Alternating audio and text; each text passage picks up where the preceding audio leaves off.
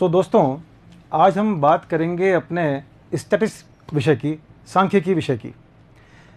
देखो, सांख्यिकी जो विषय है, जो अपना स्टैटिस्टिक्स विषय है, ये जितनी अपनी मानव सभ्यता पुरानी है उतना ही पुराना विषय है। आप ये देखें कि एक वर्ड था अपना लैटिन का स्टेटस, फिर उसके बाद थी अपने इटालियन वर्ड कौन सा, स्टैटिस्टा। आपने सुना भी होगा, इटालियन हर चीज़ क्या बोलते हैं, पास्ता, आस्ता, तो हर चीज़ में उसमें ता बोला जाता है, तो ये होता है स्टैटिस्टा। फिर उसके बाद जो अपना एक वर्ड आया, वो आया जर्मन का स्टैटिस्टिक के पे, स्टैटिस्टिक पे वर्ड आया अपने स्टैटिस्टिक। और उसके बाद धीरे धीरे धीरे धीरे जैसे जैसे अपनी मानव सभ्यता का आगे विकास हुआ, जैसे अपनी ह्यूमन सोसाइटी आगे बढ़ती गई, वैसे वैसे धीरे धीरे इसकी भी क्या हुआ, अपना विस्तार हुआ।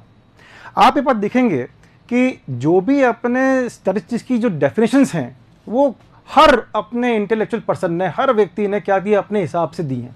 कोई एक डेफिनेट अपन इसकी क्या नहीं बोल सकते, इसकी अपन डेफिनेशन नहीं बोल सकते। अभी क्यों नहीं बोल सकते? क्योंकि क्या था, पहले लोगों की ज़रूरतें कम थी, पहले इसका जो फील्ड था वो नैरो था, पहले इसका जो विस्तार था वो नैरो था, तो जितनी ज़रूरत थी उस हिसाब से अपनी इसकी डेफिनेशन दी गई। धीरे धीरे धीरे धीरे इसके एप्लीकेशन, इसके प्रयोग बढ़ते गए अपने मानव सभ्यता में, और उसके हिसाब से अपना क्या हुआ, उसके हिसाब से डेफिनेशन में चेंजेस आने लगे और नई नई अपनी डेफिनेशन क्या आने लगी, इसमें इंट्रोड्यूस होने लग गई। अब जैसे मान लो, मैं आपको अभी कह रहा था कि बहुत पुरानी अपने इंडिया की बात ही करें, अपने इंडिया की बातें करें तो कम से कम 2000 सालों का इतिहास है अपने स्टैटिस्टिक्स का। कैसे? मैं बात करता हूँ चंद्रगुप्त मौर्य की। चंद्रगुप्त मौर्य के ज़माने में आपको पता होगा, उसने अपने पूरे लैंड और रेवेन्यूज़ का पूरा कलेक्शन किया था। आपने नाम सुना होगा आर्यभट्ट, आपने नाम सुना होगा आर्यभट्ट, जो उसने लिखा था अर्थशास्त्र, जो बहुत मशहूर है अपना आर्यभट्ट। उसने भी क्या किया था, अपने डेथ और बर्थ का रिकॉर्ड रखा था। वो रिकॉर्ड रखना क्या था, वो अपने स्टैटिस्टिक्स थी। एक और बात, पुराने ज़माने में जो ये अपने गवर्नमेंट्स हुआ करती थी, राजाओं के जब अपने ज़माने के अंदर, वहाँ पर जब ये रिकॉर्ड अपन रखते थे, तो ज़्यादातर ये रिकॉर्ड क्यों रखते थे? वो रिकॉर्ड ज़्यादातर इसलिए रखे जाते थे, जैसे मान लीजिए अपनी गवर्नमेंट है, उस गवर्नमेंट को क्या करना है कि वो अपने पॉपुलेशन का और उसके अपने रेवेन्यू, अपने क्या बोलते हैं, कलेक्शन ऑफ टैक्स का क्या रिकॉर्ड रखते थे। क्यों रखते थे पॉपुलेशन रिकॉर्ड, क्यों रखते थे? पॉपुलेशन का रिकॉर्ड इसलिए रखा जाता था ताकि ये पता लग सके कि मेरे पॉपुलेशन में यूथ कितना है, और वो as a soldier, as a सैनिक कितने मेरे यहाँ काम आ सकते हैं। दूसरी बात, वो अपने वेल्थ का रिकॉर्ड क्यों रखते थे? उस टाइम में अपने वेल्थ का रिकॉर्ड इसलिए रखा जाता था कि भाई टैक्सेस और लेवीज किस तरह से इम्पोज की जाएं, वो अपन इसको रिकॉर्ड से पता कर लेते थे। धीरे धीरे धीरे धीरे इसका क्या होता रहा, विस्तार होता रहा। धीरे धीरे धीरे ये बेटा बढ़ते रहे, और बढ़ते बढ़ते अपने कई डेफिनेशन आती गई इसकी स्टैट्स की। अब जो करंट अपनी जो मॉडर्न डेफिनेशन है, उसको अपन दो पार्ट में बांट देते हैं। पहला पार्ट सिंगुलर सेंस, दूसरा पार्ट प्लूरल सेंस। कैसे, मैं बताता हूं। आमतौर पे किसी से ही पूछा जाए स्टैट्स क्या है, तो वो कहता है डाटा। क्या कहेगा वो? आंकड़े। अब केवल आंकड़े, स्टैट्स कैसे बोल सकते हैं उसको अपन? तो देखिए, सपोज जैसे मैं एक एग्जांपल लूं कि साहब अपने इंडिया के अंदर कितने लोग यूजीसी नेट के अंदर बैठे और किस किस रीजन से कितने बच्चे क्या हुए, पास हुए। ये क्या बन जाएगा? डाटा बन जाएगा। क्या बन जाएगा? एक एग्रीगेट ऑफ फैक्ट्स बन जाएगा। किस तरह से आएगा ये? आप कहेंगे साहब जयपुर में इतने बच्चे बैठे, उसमें इतने पास हुए। आप कहेंगे अजमेर रीजन में इतने बच्चे बैठे, इतने पास हुए। तो क्या होता रहा? ये क्या होता रहा? ये अपने पास क्या हुआ, एग्रीगेट ऑफ फैक्ट्स इकट्ठा होता रहा। किस सेंस में है? क्या ये डाटा एक बच्चे का था? नहीं, ये डाटा अपने बहुत सारे स्टूडेंट्स का था। ये किस सेंस में था? प्लूरल। किस सेंस में था? ये प्लूरल सेंस में था। डाटा मैंने इकट्ठा कर लिया, उसका किया क्या, उसका करूंगा क्या? मैं उस डाटा का कुछ क्या करूंगा, कंक्लूजन निकालूंगा, उस डाटा का कुछ एनालिसिस करूंगा। एनालिसिस करने के लिए जो आपने मेथड लगाया, मेरी बात बहुत ध्यान समझना, मैंने क्या बोला था, सिंगुलर सेंस और प्लूरल सेंस। जब डेटा मैंने इकट्ठा किया, जब डेटा मैंने एग्रीगेट किया, तब तो किस में था, वो प्लूरल सेंस में था। अब उस डेटा का क्या करेंगे अपन? डेटा क्यों इकट्ठा किया था? डेटा को अपन ने कुछ कंक्लूजन, कुछ एविडेंस निकालने के लिए इकट्ठा किया था। वो कंक्लूजन क्या होते हैं? जैसे मान लो सपोज मुझे उस डेटा का एवरेज निकालना है। क्या निकालना है मुझे? एवरेज निकालना है। कोई इनकम मान लेते हैं, इनकम मान ली अपन ने किस चीज़ की, और मुझे इसका एवरेज निकालना है। तो अब एवरेज कैसे निकालेंगे? हो सकता है आपने नाम सुना होगा, बाई चांस अपन बात भी करेंगे आगे जब पढ़ेंगे तो आपने नाम सुना होगा मीन का। सुना है आपने नाम मीन का? एवरेज किसे निकालते हैं? मीन से निकालते हैं, मीडियन से निकालते हैं, मोड से निकालते हैं। तो सपोज मैंने वो मेथड अप्लाई किया, मीन मेथड तो एक ही था। जब मैंने अप्लाई किया मीन, तो मेथड तो क्या था, वो एक था। एक था मतलब वो सिंगुलर सेंस हुआ। क्या हुआ? वो सिंगुलर सेंस हो, हैंस वी कैन से कि अपना स्टैटिस्टिक्स क्या है, सिंगुलर सेंस में भी है और प्लूरल सेंस में भी है। आई रिपीट इट, जब हम डेटा को एग्रीगेट इकट्ठा करते हैं तो किस सेंस में बेटा, वो है अपने प्लूरल सेंस में। क्यों? डेटा बहुत सारा है, और जब उस डेटा को कुछ एविडेंस निकालने के लिए, उस डेटा से कुछ कंक्लूजन निकालने, उसके निष्कर्ष निकालने के लिए अपन ने जो मेथड अप्लाई किया, उस मेथड को तो क्या किया अपन ने, एक ही अप्लाई किया। सपोज आपने उस एवरेज के लिए क्या यूज किया था, मीडियन, एक ही मेथड था ना मीडियन का था अपना, तो जब एक वो मेथड अप्लाई किया तो वो क्या हो गया, वो सिंगुलर सेंस हो गया। तो बेसिकली अब हमको पता लग गया, आज हम ये बात जान चुके कि अपना जो स्टैटिस्टिक्स है वो सिंगुलर भी है और क्या है, वो अपना प्लूरल भी है। जब हम बात करते हैं डेटा को इकट्ठा करके कुछ कंक्लूजन निकालने की, तो अपने पास बहुत सारे इसके टूल्स एंड टेक्निक्स हैं। जैसे जैसे अपना विस्तार हुआ, जैसे जैसे अपनी चीज़ें आगे बढ़ती रही, अपने क्या बोलते हैं इवोल्यूशन हुआ अपना, तब नए नए अपने पास क्या आते रहे, मेथड आते हैं। जैसे अपन बात करते हैं, अब सपोज जैसे मैं आपसे जानना चाहता हूं कि भी जो अपने कलेक्शन किया उसका अपन करेंगे क्या, तो कलेक्शन का जैसे मान लीजिए मेरे पास जो मैं बात करना चाहता हूं, तो स्टैटिस्टिक्स के अंदर जैसे मान लीजिए सबसे पहली बात आती है अपनी measurement of central tendency, measurement of central tendency. Second चीज बोलते हैं अपन measures of dispersion, measures of dispersion. Central tendency, देखो नाम है सेंट्रल टेंडेंसी, हिंदी में इसका एक अच्छा सा वर्ड है केंद्रीय प्रवृत्ति की माप। आपके पास डेटा बहुत सारा है, रॉ डेटा है आपके पास, खूब डेटा इकट्ठा कर लिया, उस पूरे डेटा की, ध्यान समझना मेरी डेफिनेशन, बिल्कुल सिंपल डेफिनेशन दे रहा हूं, एक बार में आपके दिमाग में बैठ जाएगी। नाम क्या है, measurement of central tendency. Central मतलब केंद्रीय, बीच में, टेंडेंसी मतलब उसके बीच में जाने की प्रवृत्ति।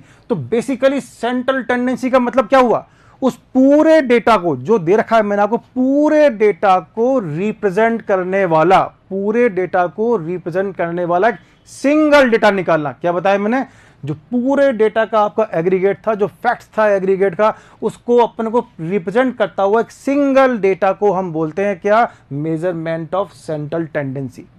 अब मेजरमेंट ऑफ सेंट्रल टेंडेंसी निकालने के अपने पास बहुत सारे मेथड हैं। एक तो अपन यूज करते हैं जो बहुत अपने नाम सुना हुआ है, शायद 9th 10th क्लासेस सुनते आ रहे हो, मीन। सेकंड चीज अपन बात करते हैं मीडियन। थर्ड चीज अपन बात करते हैं मोड। मीन क्या होता है, मीन, मीन, मीडियन और मोड में काफी बड़ा अंतर है।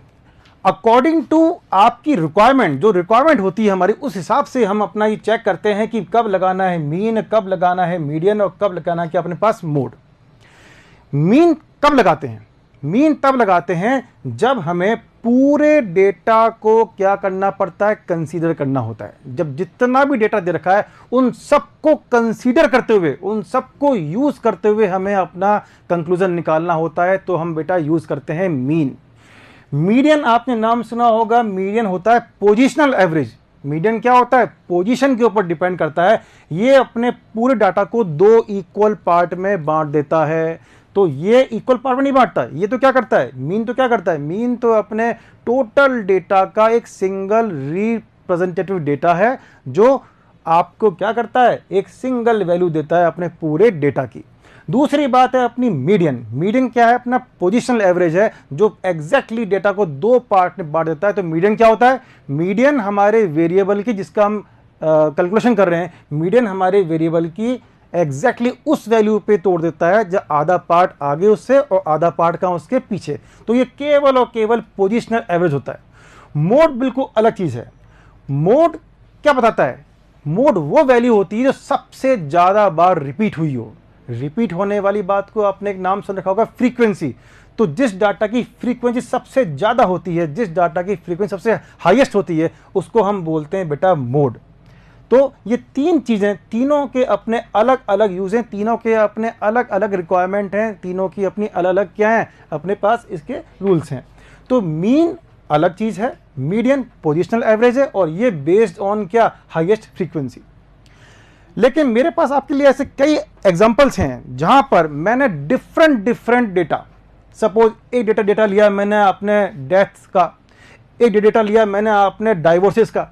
आप सुन रहे हैं मेरे कितने वास्ट, कितने डिफरेंट एग्जांपल हैं। एक डेटा लिया मैंने डेथ का, ये डेटा किसका लिया है मैंने? डाइवर्सिस केसेस का। ये डेटा किसका लिया है मैंने? स्टूडेंट के अपीयरेंस का। मैं आपके पास 3 बिल्कुल डिफरेंट केसेस लेता हूं और उन तीनों का मीन भी क्या आ जाएगा? सेम। उन तीनों का मीडियन भी क्या आ जाएगा? सेम। और इन तीनों का मोड भी क्या आ जाएगा? सेम। तो उससे क्या लगता है कि तीनों क्या है? चीजें सेम है? नहीं, तीनों बिल्कुल क्या है? अलग है। कुछ और भी मेजरमेंट होते हैं, कुछ और भी मेजरमेंट होते हैं जो मीन से, मीडियन से, मोड से पता नहीं लगते। क्या बताया मैंने? कुछ ऐसे मेजरमेंट्स हैं जिन्हें मीन, मीडियन और मोड यानी सेंट्रल टेंडेंसी जिनको मेजर नहीं कर पाती। तो वो कौन से मेजर हैं? आगे जब बढ़ेंगे तो हम पढ़ेंगे मेजरमेंट ऑफ क्या? डिस्पर्शन। डिस्पर्शन का हिंदी में क्या नाम होता है? डिस्पर्शन का हिंदी बोलते हैं अपकिरण। डिस्पर्शन क्या बोलते हैं हिंदी में? अपकिरण। अपकिरण क्या होती है? मैं बहुत सिंपल में समझाता हूं। सपोज मैंने आपके सामने 2 डाटा लिख रहा हूं। एक डाटा है 2, 4, 5, 7, 10, 11, 13, राइट। एक डाटा है आपका, मान लेते हैं मैंने कहा 10, 10.5, 11, 11.2, 11.4 और मैंने कहा 12 और मैंने कहा 30। दोनों डाटा आपके सामने है। एक डाटा शुरू कहां से होता है? 2 से, और खत्म कहां पे होता है? 13 पर। डिफरेंस कितना है? डिफरेंस ज्यादा है। डिफरेंस कितना है? 13 - 2, 11 का डिफरेंस है। 11 का क्या है? इसमें वास्टनेस है। इसकी बात करें, बेचारा शुरू कहां हुआ? शुरू कहां हुआ? ये 10 पे, और खत्म कहां हो गया ये अपने 13 पर। इसका वास्टनेस, इसकी फैलाव कितना है? एक वर्ड बोला मैंने आपके हिंदी में, फैलाव। इंग्लिश में क्या बोलते हैं? स्कैटरिंग। क्या बोलते हैं इंग्लिश में इसको अपन? स्कैटरिंग। यहां पर स्कैटरिंग ज्यादा है, यहां पर स्कैटरिंग ज्यादा है। 2 से शुरू हुआ और खत्म कहां हुआ? 13 पर। Scattering is much more than what the next series 10, 10.5, 11, 11.2। यहां पर आपकी स्कैटरिंग क्या है? कम है। ये स्कैटरिंग ना तो मीन मेजर करता है, ना मीडियन मेजर करता है, ना मोड मेजर करता है। तो इस तरह की ध्यान रखना। आप लोगों ने ये स्टैट्स बीकॉम में भी पढ़ी है, एमकॉम में पढ़ी है, कई क्लासों में आपने पढ़ी होगी, लेकिन ज्यादातर आपका दिमाग या आपका ध्यान कहां होता था? ओनली प्रैक्टिकल क्वेश्चन में आपका ज्यादा दिमाग होता था। आपका सारा ध्यान क्वेश्चन कर लो, प्रैक्टिकल कर लो, अपने नंबर आ जाएंगे। लेकिन अब जब अपन कंपटीशन क्लास की ओर जाएंगे तो जो थियोरेटिकल एस्पेक्ट्स हैं, जो इसके प्रैक्टिकल साथ साथ जो इसके थियोरेटिकल एस्पेक्ट्स हैं, उन पे अपन को इक्वली इंपॉर्टेंस देनी है, इक्वली अपन को किस पे क्या करनी है? मेहनत करनी है। तो अब भी ध्यान रखना, हम और आप मिलके इस पूरी चीज पे प्रैक्टिकल और थियोरेटिकल दोनों एस्पेक्ट्स पे मेहनत करेंगे, सो दैट आपके जितने भी क्वेश्चन आपके यूनिवर्सिटी से आएंगे वो सारे के सारे क्वेश्चन आप उसका कर सको, अटेम्प्ट कर सको। तो मैंने क्या कहा कि ये ना तो मीन बताता है इस डिस्पर्शन को, ना बताता है मीडियन, ना बताता है मोड। इस तरह के डिस्पर्शन को, इस तरह के स्कैटरिंग को, इस तरह के फैलाव को कौन नापते हैं? हमारे पास एक डिफरेंट काइंड ऑफ एवरेज होते हैं। जैसे आपने शायद सुना हो, सेंट्रल टेंडेंसी को हम बोलते हैं, क्या बोलते हैं सेंट्रल टेंडेंसी को? Average of first order. Central tendency को हम बोलते हैं एवरेज ऑफ फर्स्ट ऑर्डर। उसी तरह मेजरमेंट ऑफ डिस्पर्शन को बोलते हैं एवरेज ऑफ सेकंड ऑर्डर। तो सेकंड ऑर्डर के अंदर हमारे पास डिफरेंट क्या है? मेजरमेंट है। कौन कौन से मेजरमेंट है? हम बात करते हैं जो डिस्पर्शन है अपना, उसकी बात करते हैं। डिस्पर्शन के अंदर कौन कौन सी चीजें होती हैं? डिस्पर्शन में सबसे पहली चीज होती है बेटा रेंज। ये बहुत आपकी वेल नोन चीज है, रेंज। आप लोग जब न्यूज देखते हैं तो कई बार अपने जो एंकर होते हैं, रिपोर्टर, क्या बोलते हैं? वो ये बोलते हैं कि भाई आपका तापमान आज 30 से 35 डिग्री बीच में रहेगा। सुना है कभी ये बात? 30 से 35 डिग्री बीच में रहेगा। तो ये तापमान जो उसने कहा 30 से 35 डिग्री के बीच में रहेगा, इसका मीनिंग क्या था? इसका मीनिंग ये था, उसने आपको एक रेंज की बात की। उसने क्या बात की कि आपका जो टेम्परेचर है वो कहाँ रहेगा? 30 to 35। तो ये क्या हो गई? अपनी रेंज हो गई। इसको क्या बोलते हैं अपन? Lower limit. और इसको क्या बोलते हैं? इसको अपन अपर लिमिट बोलते हैं। तो रेंज हमारी चीज को जो फैलाव है, जो स्कैटरिंग है, उसको हम लोअर लिमिट और अपर लिमिट के बेस पे अपन डिफाइन करते हैं इसको, रेंज को। आपने नाम सुना होगा बहुत अपने छोटी क्लासों के अंदर, मीन डेविएशन। आपने नाम सुना होगा मीन डेविएशन। यहां एक नाम आ रहा है डेविएशन। यहां एक नाम क्या आ रहा है? डेविएशन। और डेविएशन किसी वैल्यू से डिफरेंस निकालना। डेविएशन क्या होता है? किसी वैल्यू से डिफरेंस निकालना। जैसे मान लो एक एग्जांपल लेते हैं, 2, 4, 6, 7, 9, 13 और मैंने कहा कितना? 70। कुछ वैल्यूज हैं। क्या है? कुछ वैल्यूज हैं। मैं आपसे कहता हूं कि 7 से कितनी दूर हैं? ये 7 से कितनी दूर हैं? तो हम 7 के रेस्पेक्ट में इनका क्या निकालेंगे, डेविएशन, डिफरेंस निकालेंगे, दैट इज कॉल्ड का डेविएशन, कि कोई डाटा किसी एक वैल्यू से कितना क्या है, दूर है, चाहे वो पॉजिटिव वे में चाहे वो नेगेटिव वे में। तो ये जो 7 है अपना, ये 7 कितना दूर है, ये 7 2 से कितना दूर है, 7 के पीछे है अपना 2, कितना दूर है अपना 7 से, ये अपने 7 से -5 पीछे है ना, ये -5 डिवीजन है। कैसे निकाला इसको अपन ने, 2 - 7। 4 कितना है निकाला, 4 अपना 3 पीछे है, कैसे निकाला इसको अपन ने, 4 - 7। 6 कितना पीछे, 1 पीछे है, कैसे निकाला इसको अपन ने, 6 - 7। 7 से कोई पीछे नहीं, 7 तो खुद ही अपना क्या है, अपना एक रेफरेंस पॉइंट है, तो 7 - 7 ये कितना आ जाएगा, 0 आ जाएगा, डेविएशन 0 है इसका। 9 कितना निकलेगा अपना, 9 - 7, ये +2 आ गए, 7 से कितना है, 2 आ गए, तो उसको क्या बोला अपन ने, 9 - 7। 13 क्या बोलेंगे, 13 - 7 6 आ गए है। 17 क्या बोलेंगे, 17 - 7 कितना आ गए अपना, ये अपना 10 आ गए है। तो इस तरह से हम निकाल सकते हैं डेविएशन, क्या निकाल सकते हैं हम, इसका डेविएशन निकाल सकते हैं। अब अगर वो डेविएशन कहां से निकल रहा है, मीन से, अगर वो डेविएशन कहां से निकल रहा है, अगर वो डेविएशन अपने मीन से निकल रहा है, तो उसको हम क्या नाम देते हैं, मीन डेविएशन।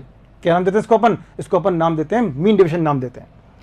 और भी चीजें हैं जो अपन ने पढ़ी हैं, एक आपने पढ़ रखा है स्टैंडर्ड डेविएशन, क्या पढ़ रखा है आपने, एक आपने पढ़ रखा है स्टैंडर्ड डेविएशन पढ़ रखा है। तो स्टैंडर्ड डेविएशन एक इसका बेस्ट मेथड है। मीन में तो क्या होता है, आपने शायद फॉर्मूला देखा होगा, अपन बात भी करेंगे उस फॉर्मूले की। मीन डेविएशन में तो क्या अपन मॉड निकाल लेते हैं, मॉड मतलब जो ये पॉजिटिव साइड और नेगेटिव साइड जो अंतर आ रहे हैं, जो डेविएशन कभी नेगेटिव साइड है और कभी पॉजिटिव साइड है, उसको हम इग्नोर कर देते हैं। जो फॉर्मूला है ना अपना मीन डेविएशन का, जो फॉर्मूला मीन डेविएशन का है, वो इस डेविएशन के पॉजिटिव साइड और नेगेटिव साइड को इग्नोर कर देता है। इसीलिए हम कहते हैं कि जब दोनों का कंपैरिजन किया जाए, मीन डेविएशन और स्टैंडर्ड डेविएशन का अपन जब कंपेयर करते हैं, तो हम कहते हैं best measure is standard deviation. क्यों, मीन डेविएशन इस पॉजिटिव साइड को नेगेटिव साइड को कंसीडर नहीं करता, वो केवल क्या करता है, उसकी न्यूमेरिकल वैल्यू, वो डेविएशन की केवल न्यूमेरिकल वैल्यू को यूज करता है। तो मीन डेविएशन तब यूज किया जाता है जब मुझे पॉजिटिव और नेगेटिव की इंपॉर्टेंस का कोई अपने को उसमें रिक्वायरमेंट नहीं हो। जब अपन को पॉजिटिव साइड की और नेगेटिव साइड की कोई रिक्वायरमेंट नहीं हो, तब हम क्या यूज करते हैं, मीन डेविएशन। लेकिन अगर किसी मेरे कैलकुलेशन के अंदर,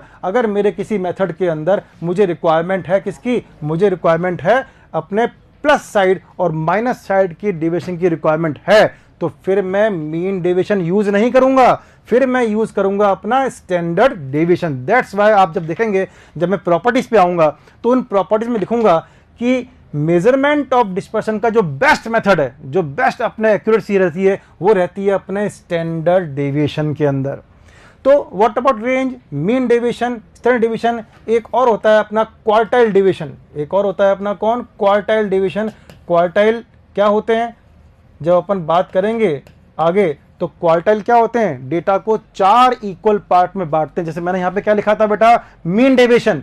what is the meaning of mean deviation, जो डेविएशंस हैं, जो डिफरेंस हैं, जो अंतर हैं, वो मीन के रेस्पेक्ट में निकाले जा रहे हैं। क्या बोला था मैंने मीन डेविएशन को, जो अपने डेविएशन है, जो डिफरेंस है, वो कहां निकाल रहा हूं मैं, मीन के रेस्पेक्ट में निकाल रहा हूं। स्टैंडर्ड डेविएशन बेस्ट मेथड है। क्यों बेस्ट मेथड है, क्योंकि ये पॉजिटिव और नेगेटिव साइड को इग्नोर नहीं करता, अपनी कैलकुलेशन में इसको इन्वॉल्व करता है कि प्लस भी अपने को पता लगते हैं, माइनस साइड का डिवीजन पता लगता है, और वो अपने उसमें इन्वॉल्व रहता है। जब बात करेंगे क्वार्टाइल डिवीजन की, तो जैसे मैंने यहाँ पे मीन के रेस्पेक्ट में डिवीजन निकाला है, जैसे मैंने यहाँ पर मीन के रेस्पेक्ट में डिवीजन निकाला है, वैसे यहाँ पर क्वार्टाइल्स के रेस्पेक्ट में जब डिवीजन निकालते हैं, तो उस डिस्पर्शन को बोलते हैं अपन quartile division. What is quartile division, अगर मैं एक सिंपल से डायग्राम के लेके बात करूं, तो यहाँ पे अपन यूज करते हैं, सपोज जी मेरा डेटा है, सपोज जी मेरा डेटा है, ठीक है, और एक नॉर्मल डेटा नाम सुना होगा आपने, नॉर्मल डेटा, तो नॉर्मल डेटा बना दिया मैंने। अब इस नॉर्मल डेटा को मुझे 4 इक्वल पार्ट में बांटना है, तो बताओ मुझे कितनी लाइंस खींचनी है। अगर मुझे इस पूरे डेटा को, होल डेटा को 4 इक्वल पार्ट में बांटना है, तो मुझे 3 लाइनों की जरूरत होती है, 1, 2 और 3। आप देखिए बड़े आराम से, अगर डेटा को अपन 100% बोल दें, अगर होल डेटा को अपन 100% बोल दें, तो 4 पार्ट क्या क्या होंगे, 25%, 25%, 25% और 25%। कौन कौन से, ये भी कितना हो गया बेटा 25%, ये भी कितना हो गया 25%, ये भी कितना हो गया 25%, और ये भी कितना हो गया 25%। तो क्वार्टाइल डिवीजन पूरे डेटा को 4 इक्वल पार्ट में बांट देता है। पहले वाले इस पॉइंट को बोलते हैं क्वार्टाइल 1, सेकंड पॉइंट को बोलते हैं क्वार्टाइल 2 और थर्ड पॉइंट को बोलते हैं क्वार्टाइल 3। तो देखिए डायग्राम ने आपका एक कॉन्सेप्ट बिल्कुल क्लियर कर दिया होगा, एक डायग्राम नहीं पूरा बता दिया होगा आपको कि क्वार्टाइल किस तरह से हम शो कर सकते हैं अपने डायग्राम के अंदर। 3 क्वार्टाइल होंगे और तीनों क्वार्टाइल कुल मिला के डेटा को 25-25% में यानी 4 इक्वल पार्ट में बांट देते हैं। तो अब जब इन क्वार्टाइल के बेस पे मैं डिवीजन निकालता हूं तो क्या बोलते हैं इसको अपन, क्वार्टाइल डिवीजन। एक आखिरी मेथड और होता है जो आगे बात करेंगे, थोड़ा थियोरेटिकल है, उसको बोलते हैं अपन लॉरेंज कर्व। क्या बोलते हैं इसको अपन, लॉरेंज कर्व बोलते हैं। यहाँ पर कर्व बनाते हैं अपन, एक जो डेटा दे रखा था उस बेस पे, और फिर अपन निकालते हैं कितना क्या हुआ है डिस्पर्शन हुआ है, कितना क्या हुआ है इसका अपना स्कैटरिंग हुई है। तो ये अपन ने बात की इसकी। तो स्टूडेंट्स अभी आपके सामने जो स्क्रीन दिख रही है वो अपन जो बात कर रहे थे मेजरमेंट ऑफ डिस्पर्शन, अपकिरण की माप, स्कैटरिंग की माप जिसकी अपन बात कर रहे थे उसकी स्क्रीन है। डिस्पर्शन के अपने 2 तरह के मेजरमेंट हैं। एक मेजरमेंट है आपको दिख रहा होगा एब्सोल्यूट मेजर, अभी मैं बात भी करूंगा कि एब्सोल्यूट मेजर क्या होता है, और एक मेजर है अपने पास बेटा सापेक्षिक मेजर, रिलेटिव मेजर क्या होता है इसकी बात भी करेंगे। देखो निरपेक्ष माप क्या होता है, सापेक्ष माप क्या होता है, इसका मैं आपके सामने एक एग्जाम्पल लेता हूं। ठीक है, एक एग्जाम्पल लेता हूं, एक बार में आपके समझ में आ जाएगा। सपोज मैंने कहा कि साहब आपके आज जयपुर का जो टेम्परेचर है, जयपुर का जो आपका क्या है टेम्परेचर है, TMPR शॉर्ट में लिखता हूं, जो जयपुर का टेम्परेचर है उस टेम्परेचर की जो हाईएस्ट वैल्यू है वो रहेगी 35 डिग्री सेल्सियस, राइट। और मैंने कहा जो लोएस्ट टेम्परेचर है वो रहेगा 32 डिग्री सेल्सियस। मैंने कहा बेटा रेंज निकालो, तो आपने पढ़ रखा है रेंज क्या होती है, अपर value minus lower value. Range क्या होती है बेटा, upper limit minus lower limit.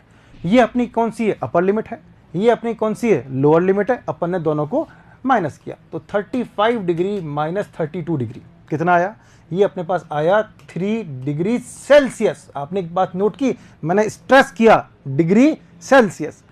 तो निरपेक्ष माप में एब्सोल्यूट मेजर के अंदर जो वैल्यू है वो एक पर्टिकुलर यूनिट में आएगी। किस में आएगी, वो इकाई, इसकी मात्रक मुझे पता होना चाहिए। जैसे यहाँ क्या नाप रहा हूँ बेटा, मैं यहाँ पे नाप रहा हूँ टेम्परेचर, यहाँ पे क्या नाप रहे हैं अपन, यहाँ पे अपन नाप रहे हैं तापमान नाप रहे हैं, तो तापमान की कोई इकाई होगी, कोई यूनिट होगी। वो यूनिट क्या लिए मैंने, डिग्री सेल्सियस। तो आपने देखा कि रेंज क्या आई, 3 डिग्री सेल्सियस। तो आज का अपना तापमान जो है, आज का अपना जो टेम्परेचर है वो 3 डिग्री की रेंज में चलेगा। उसका फैलाव, उसका स्कैटरिंग कितना है, 3 डिग्री है सेल्सियस। अब सपोज मैंने कहा जयपुर का टेम्परेचर अपन निकाल चुके थे, जयपुर टेम्परेचर अपन निकाल चुके थे। अब मैंने कहा बेटा कि अब क्या करते हैं अपन, अब निकालते हैं बेंगलोर का टेम्परेचर निकालते हैं। बेंगलोर का जब टेम्परेचर निकालने गया तो मुझे पता लगा साहब जो मैक्सिमम टेम्परेचर है बेंगलोर का वो है अपना मान लेते हैं 30 डिग्री सेल्सियस, ठीक है।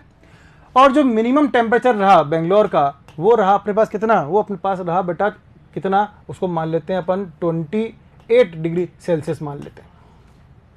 मैंने कहा रेंज निकालो बेंगलोर की, तो बेंगलोर की जो रेंज है upper limit minus lower limit. Range क्या होती है, upper limit minus lower limit. तो अपर लिमिट कितनी है 30 है, लोअर लिमिट कितनी है 28 है, तो 30 माइनस 28 कितना आ गया 2 डिग्री सेल्सियस। ये भी रेंज आ गई।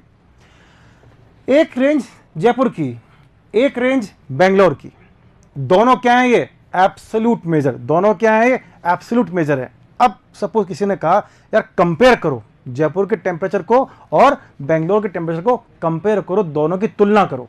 अब दोनों की तुलना कैसे करें, नाम समझ में आ गया होगा, रिलेटिव मेजर। क्या नाम समझ में आया, सापेक्षिक माप। अब दोनों को मैं तुलना कर रहा हूं, दोनों का मैं कंपैरिजन कर रहा हूं। तो जब मैं कंपैरिजन करता हूं तब मेरे को सामने क्या आता है, मेरे सामने आता है रिलेटिव मेजर। अब हुआ क्या कि मैंने कहा कि साहब range of Jaipur to range of क्या बेंगलोर, मैंने दोनों का रेशो निकाला। तो तुलना कैसे करते हैं अपन, कैसे तुलना करते हैं, बचपन से पढ़ते आ रहे हैं, तुलना करते हैं अपन रेशो से, तुलना करते हैं अपन इसके अनुपात से करते हैं। तो अपन ने सापेक्षिक माप के अंदर मैंने तुलना निकाली। तुलना में क्या हुआ, ऊपर जयपुर कितना 3 डिग्री सेंटीग्रेड, नीचे कितना बेंगलोर 2 डिग्री सेंटीग्रेड। आपको दिखा डिग्री सेंटीग्रेड दोनों में सेम था, तो कोई मतलब ही नहीं यूनिट का, तो यूनिट तो कैंसिल आउट हो गई। 3/2। तो मुझे पता लग गया कि जयपुर और बेंगलोर के तापमान में, जयपुर और बेंगलोर के तापमान में क्या रिलेशन है, क्या रिलेशन है कि जयपुर और बेंगलोर का तापमान 3:2, क्या बोलते हैं इसको अपन 3:2 के तापमान से दोनों में परिवर्तन होता है। तो बेसिकली जब हम बात करते हैं निरपेक्ष माप की, जब हम बात करते हैं कौन से एब्सोल्यूट मेजर की, तो एब्सोल्यूट मेजर के अंदर सबसे इंपॉर्टेंट बात क्या है, मात्रक, यूनिट, किस इकाई में माप रहे हो जो भी आपका वेरिएबल है। यहाँ वेरिएबल कौन था, टेम्परेचर, तो टेम्परेचर कहाँ नापा मैंने, डिग्री सेंटीग्रेड में नापा। यहाँ पर सापेक्षिक माप के अंदर क्या हुआ, हम 2 या अधिक, एक बार में 2 का करेंगे तो ज़्यादा भी कर सकते हैं, 2 का लेकर, जैसे जयपुर बेंगलोर, जयपुर चेन्नई, ऐसे 2 करके अपने और भी तुलना कर सकते हैं। तो बेसिकली यहाँ पर हमारी जो है इकाई मुक्त माप, कितना इंपॉर्टेंट चीज़ लिखी हुई है, इकाई मुक्त माप। इसमें आपने देखा कि जो यूनिट है वो तो क्या हो गई, कैंसिल हो गई, केवल क्या है, एक अपने पास वैल्यू आया, एक रेशो आया, उस रेशो ने मुझे ये कहा कि किस तरह से दोनों में कंपैरेटिव टेम्परेचर चलता है। तो ये कहता है सरल है, दिख भी रहा है सरल है, 2 बंटनों की तुलना के लिए अनुपयुक्त है, लेकिन मैं इस अकेले डाटा से, जो ये डाटा आता है ना 3D सेंटीग्रेड, इस अकेले से मैं किसी का कंपेयर नहीं कर सकता। मैं ये नहीं कह सकता कि आप, हाँ जयपुर में जो हुआ है वो तो अपन ने बता दिया, लेकिन what about Bangalore, what about Chennai, what about other states, नहीं, वो अपन को पता नहीं लगते। तो एब्सोल्यूट जो मेजरमेंट है, जो अपना निरपेक्ष माप है, वो एक बार में एक के बारे में ही इंफॉर्मेशन देता है। तो बेसिकली जो अपना निरपेक्ष माप है वो सरल तो है, बट 2 बंटनों की तुलना के लिए अनुपयुक्त है, 2 अपने फ्रीक्वेंसी डिस्ट्रीब्यूशन के कंपैरेटिव के लिए वो सही नहीं है। यहाँ पर ये तो खैर बहुत इजी था, ये तो मैंने रेंज का एग्जांपल लिया। ऑफ कोर्स इसमें लिखा हुआ है कठिन, तो कठिन मतलब ये नहीं है, कठिन का मतलब ये नहीं कि कोई कर नहीं पाएगा। यहाँ कठिन से मतलब ये है कि जो कैलकुलेशन पार्ट है, जो कैलकुलेशन पार्ट है वो कई बार थोड़ा सा लेंदी हो जाता है, बस इतनी सी बात है। जो कैलकुलेशन पार्ट है वो थोड़ा सा इसमें लेंदी होगा। तो कठिन से ये मत समझ लेना, कठिन से मत समझ लेना कि कोई कर ही नहीं पाएगा, बहुत ईजी है, बहुत सिंपल है, हम आप मिलकर करेंगे। लेकिन कठिन का मतलब से यहाँ पे इतना ही है कि भाई ये क्या होगा, थोड़ी सी कैलकुलेशन ज़्यादा मांगेगा। कौन सा, सापेक्षिक। और यहाँ पे क्या होगा, ये 2 बंटनों की तुलना के लिए उपयोगी है। अभी हमने किया ही, हमने जयपुर और बेंगलोर का क्या किया, अपन ने कंपैरिजन किया। इसीलिए क्या होता है, 2 ही नहीं, मैं एक बार में 2 को लेकर कईयों को तुलना कर सकता हूँ। जैसे एक बार जयपुर चेन्नई कर दी, एक बार जयपुर बेंगलोर कर दी, एक बार जयपुर कोई और स्टेट ले लिया, तो 2 को लेकर अपन कईयों की तुलना कर सकते हैं। अपने पास एक रेशो आ जाएगा, अपने पास एक अनुपात आ जाएगा। जब बात करते हैं निरपेक्ष माप की, तो अपने पास ऑप्शंस जो मैंने थोड़ी देर पहले बताए थे आपको, रेंज, विस्तार, जो मैंने यूज़ किया, मैंने यहाँ बेसिकली ये यूज़ किया था आपको समझाने के लिए। एब्सोल्यूट मेजर मैंने ये रेंज यूज़ किया था, मैंने टेम्परेचर की रेंज निकाली थी। मीन डेविएशन, मीन डेविएशन क्या होता है, जब अपन डेविएशन, जो स्कैटरिंग मैंने वर्ड बोला था, जो फैलाव मैंने वर्ड बोला था, वो स्कैटरिंग, वो फैलाव हम किससे निकालते हैं, हम मीन से निकालते हैं। वो स्कैटरिंग, वो फैलाव हम मीन से मेजर करते हैं, तो उसको बोलते हैं अपन मीन डेविएशन।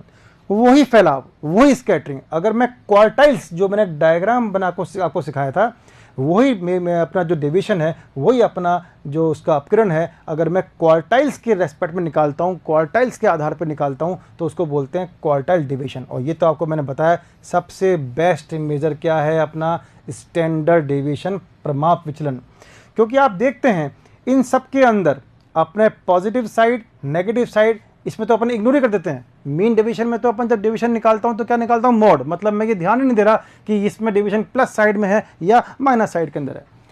क्वार्टर डेविएशन के अंदर भी मैं इस पर ध्यान नहीं देता। सारा जो चीज़ है, जो प्लस साइड भी देखता है और माइनस साइड भी देखता है, मतलब विचलन का दिशा, विचलन की दिशा कहाँ पर है, प्लस साइड में है या माइनस साइड में, उसको भी अपनी कैलकुलेशन में इंक्लूड करता है। दैट्स वाई हम कहते हैं कि प्रमाप विचलन हमारे मेजरमेंट और अपकरण की, मेजरमेंट और डिस्पर्शन की सबसे बेस्ट अपना यहाँ पे मेथड होता है। जब हम बात करेंगे सापेक्षिक माप की, तो आप एक चीज़ देख रहे हैं, हर जगह एक नाम आ रहा है, गुणांक, गुणांक, गुणांक और गुणांक, हर जगह एक नाम आ रहा है। यानी आपको अलग से याद करने की कोई ज़रूरत नहीं है। जो अपन ने यहाँ पे 4 चीज़ें ली, जो आपने यहाँ पर 4 चीज़ें ली, रेंज, तो देखो यहाँ पे क्या हो गया, रेंज का कॉफिशिएंट, क्या बोलते हैं, coefficient of range. Mean deviation, तो तुरंत क्या लिख दिया, कॉफिशिएंट ऑफ मीन डेविएशन, माध्य विचलन का गुणांक, हिंदी में क्या बोलते हैं, माध्य विचलन। तो क्या डाल दिया इसमें, गुणांक डाल दिया, माध्य विचलन गुणांक। चतुर्थक विचलन, क्वार्टाइल डेविएशन, तुरंत प्रभाव से एक नाम पे डाल दिया, चतुर्थक विचलन गुणांक। ये जो प्रमाप विचलन है, इसी को कॉफिशिएंट को, जो प्रमाप विचलन है, इसी के कॉफिशिएंट को हम क्या बोलते हैं, विचरण गुणांक। क्या बोलते हैं इसको हम, जो प्रमाप विचलन है, इसी के गुणांक को, इसी के कॉफिशिएंट को हम बोलते हैं अपना विचरण गुणांक बोलते हैं। और ये अपने चारों क्या हैं, गुणांक आते ही समझ जाना है अपन को कौन सा है, सापेक्षिक माप। जैसे ही मैंने वर्ड लिया कोफिशिएंट, अपन को तुरंत समझ जाना है कि ये कौन सा है, रिलेटिव मेजर है। ये कौन सा है अपना, रिलेटिव मेजर है। और रिलेटिव मेजर में क्या नहीं होती, सबसे इंपॉर्टेंट बात, इकाई मुक्त माप, यूनिट फ्री मेजरमेंट। आपने देखा था यहाँ पे मैंने निकाला था, यूनिट्स क्या हो गई थी अपनी, कैंसिल आउट हो गई थी, यूनिट अपने कैलकुलेशन में नहीं आई थी। तो जब यूनिट अपने कैलकुलेशन में नहीं आई थी, इसीलिए हमने इसको क्या नाम दिया, इकाई मुक्त माप नाम दिया। तो ये अब जो अपन ने सीखा, ये सब चीज़ें आपके काम आएंगी